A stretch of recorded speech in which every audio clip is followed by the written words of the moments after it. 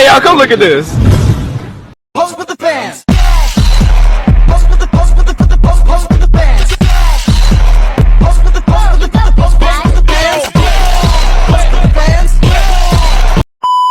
So much motherfucking design on right now.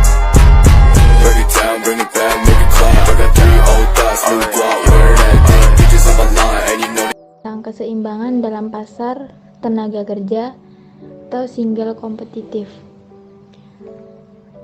Yang menentukan harga di pasar tenaga kerja yaitu penawaran dan permintaan tenaga kerja. Harga tenaga kerja ditentukan oleh perpotongan antara kurva penawaran tenaga kerja dengan kurva permintaan tenaga kerja. Kemudian, keseimbangan kompetitif antar pasar tenaga kerja. Teori keseimbangan umum menjelaskan bahwa pasar sebagai suatu sistem terdiri dari beberapa macam pasar yang saling terkait. Keseimbangan umum terjadi apabila permintaan dan penawaran pasar dalam sistem tersebut berada dalam kondisi keseimbangan secara simultan. Kemudian pasar tenaga kerja tidak kompetitif atau monopsoni.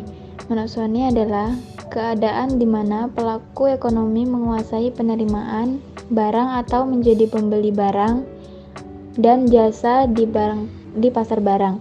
Monopsoni adalah himpunan di mana produk marginal untuk setiap nilai dalam satu sumber daya sama dengan produk marginal untuk setiap nilai di setiap sumber daya lainnya, atau pembeli untuk sumber tertentu. Selanjutnya, perusahaan monopsoni dengan diskriminasi murni dapat mempekerjakan pekerja pada berbagai tingkat upah. Pada dasarnya, monopsoni tidak dapat mempengaruhi harga output di pasar. Keuntungan perusahaan yang diperoleh jika menambah pekerja sama dengan harga produknya dikalikan dengan marginal produk tenaga kerja yang bersifat kompetitif. Perusahaan monopsoni dengan diskriminasi murni akan mempekerjakan orang sampai kondisi di mana nilai upah pekerja terakhir yang disewanya sama dengan biaya mempekerjakan pekerja terakhir tersebut, atau sampai kondisi di mana kontribusi pekerja terakhir terhadap penerimaan perusahaan sama dengan ongkos marginal pekerja.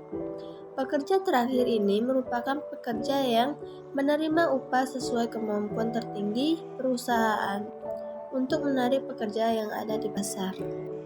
Lalu perusahaan monopsoni non-diskriminasi harus membayar seluruh pekerja pada tingkat yang sama, tanpa memperdulikan upah reservasi pekerja.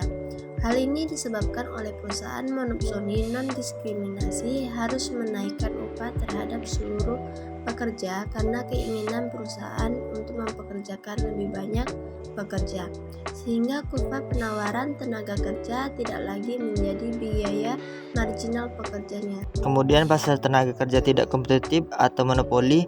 Di sini diartikan bahwa pasar monopoli adalah bentuk pasar di mana hanya terdapat satu penjual yang menguasai pasar. Penentu harga pasar ini adalah seorang penjual atau sering disebut sebagai monopolis.